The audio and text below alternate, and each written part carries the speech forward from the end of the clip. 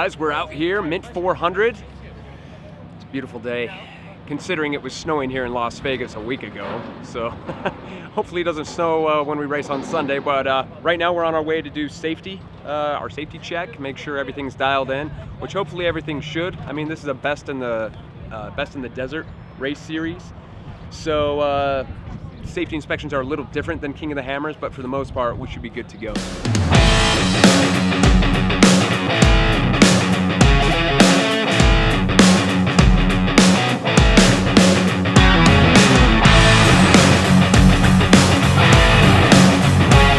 So, you know that race suit you bought, what, 2 weeks ago? 3 weeks ago? Yeah. They say it has a tear in the shoulder already. Yeah. What you been doing? I like to dress up in it. I don't think they're gonna let you race. Think you're gonna race? Yeah.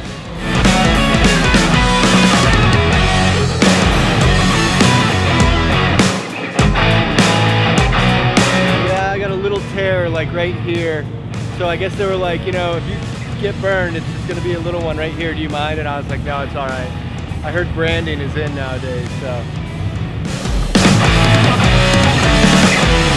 We passed. We passed. There was a little hesitation there. They were like, oh, wait a minute. We're not sure about this fuel valve and the sticker over here, because believe it or not, you have to have that on each side of your Jeep.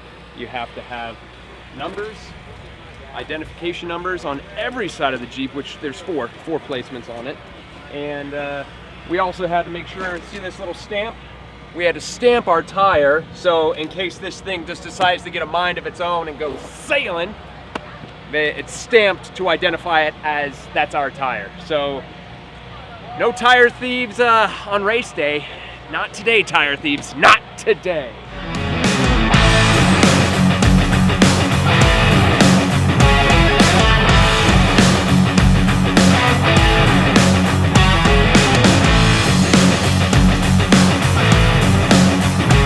Hey, what's up guys? Beeve here with Tactical Baby Gear.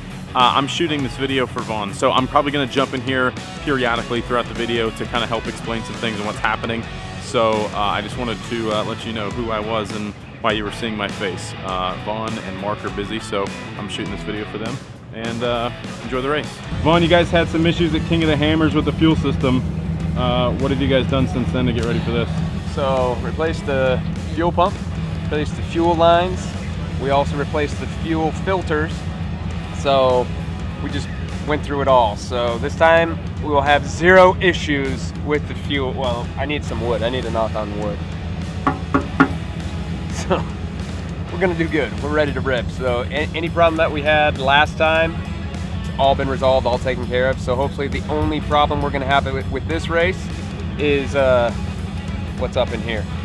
So that's the only problem I'm gonna deal with, and make sure we make everything happen that we need to, because I'm a little nervous, but it's like an exciting nervous.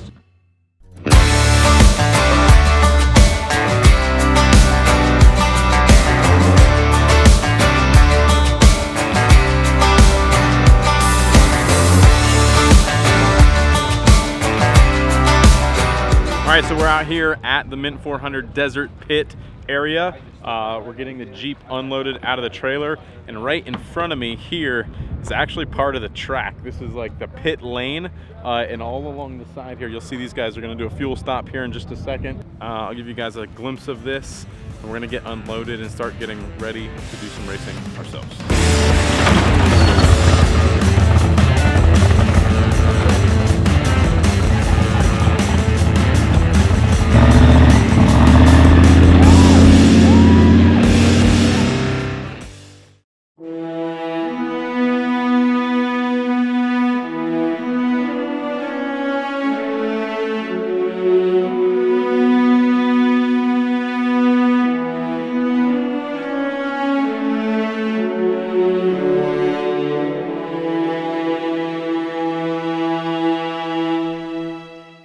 Good morning. Here we are, race day. It is 5 a.m. with daylight savings time, which means technically it's 4 a.m. So we're in Prim, which is really close to the Nevada-California state line. And we are just going to race and see how we do. Everything is looking good. Mark, Lackluster Media, Navigator, how we doing today? Good. How'd you sleep? Not much.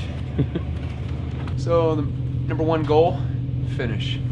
Number two, we're mainly just going to be racing ourselves because I just want a little redemption from King of the Hammers, which is just to finish. So I'm not really concerned about getting crazy and passing people. The first lap, I'm just going to get to know the course, and then it's do better every single lap is what I'm wanting to do. So not trying to break any world records. Just want to finish and just have fun. So I guess the main thing here, I'm just going to be racing myself. I just want to make sure I know where all the hazards are. And there are a few hazards and they're all pretty close together. So there's like 2 that are close together, then 2 others that are close, and then another spot that's flooded. So we're actually taking off 7 miles off the course every lap.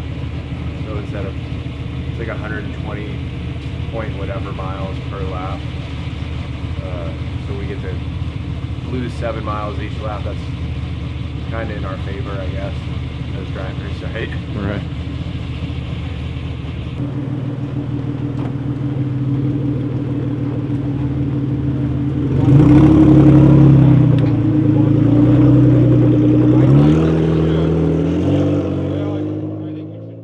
All right, we just wrapped up all the last minute checks, got Vaughn suited up and Mark, and they are off to sit on grid, which is like staging for start finish. So I'm gonna jump in the truck. I'm gonna head over there and see if I can meet with them at the start finish and get you guys a shot of the start of the race. It's super dark out, but like again, it's only 5:30 in the morning at this point, so I don't know what. I hope you guys can even see the start. I hope I can see the start of the race. Okay, I got set up. I got through the gate. I kind of had to sneak in because the pit pass isn't good for this area apparently, but I've got this red thing on my wrist, and they were looking for an orange band. I think he saw that and let me in, so win there. But it is, not only is it early, but it is freezing out here. Put my beanie on. So here's the setup. This is like, you just saw this truck come through, and this, let me turn this around, is where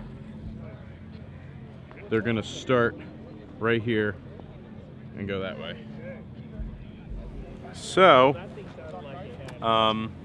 that's it. Now we sit and wait. You guys won't have to wait because I'll edit it and you'll see it now.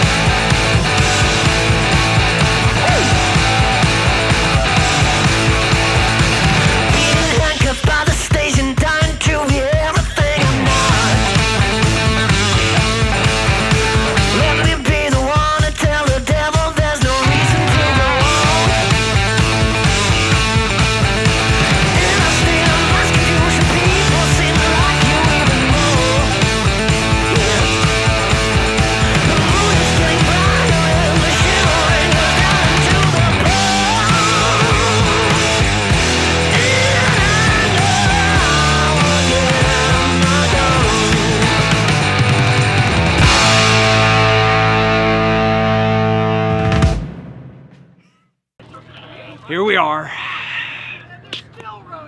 we're not on the podium, but that's okay. It was actually quite the tale to tell of what happened when we were out there.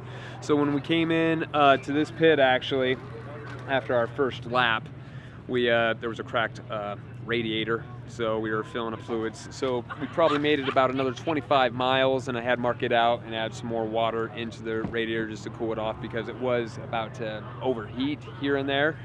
And then lo and behold, I heard a whining and a grinding, and then next thing you know, bam, I don't have power steering. And then some guy came up and nudged us who was behind us trying to get us to pass. And on the courses here, if you see somebody coming up behind you and they flash their lights and they honk, the courtesy is to pull over and as much as you can and let them get by. So I was going through a spot where it was really difficult. I had one side of just jagged rocks on one side, and to the other side there were just a bunch of bushes. So it was hard to do anything but wait a little bit, but he just didn't have the patience, rammed the back of me. And when that happened, it forced me over into a huge bank of dirt. I hit that bank of dirt. Right after that, things just went real bad for the Jeep. So I think some of the dirt and everything went up in, and some of it got into the alternator belt. And then the alternator belt just went to shit. And then after that, we came into the pit, and they were like, yeah, you have no engine brackets. They're gone. You got shrouds of metal and just random things just up in the engine. Your engine kind of just shifted over. Nothing is really holding it in place. Your alternator is shot. So they just went through a whole list of things that are completely wrong, and they were like, it's your call. They're actually surprised that I made it to the pit. And so right now, we're gonna go get the Jeep right now so you guys can actually see what's happening. And Well, indeed, there is a bunch of carnage to the poor Jeep. Like a bunch, like the belt, something got up into the pulley system with the belt, and it shredded the power steering pulley. The belt came off, obviously.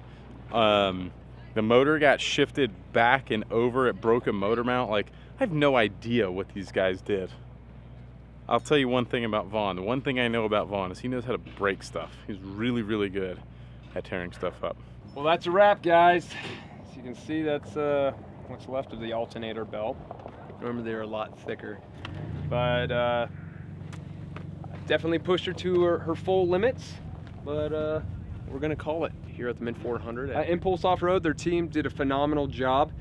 Every single pit we were at, they gassed up and just got us all dialed in. It was just at this pit where they were like, you could go, but you might break down a mile down the road. So just want to give those guys a big shout out, as well as BFG.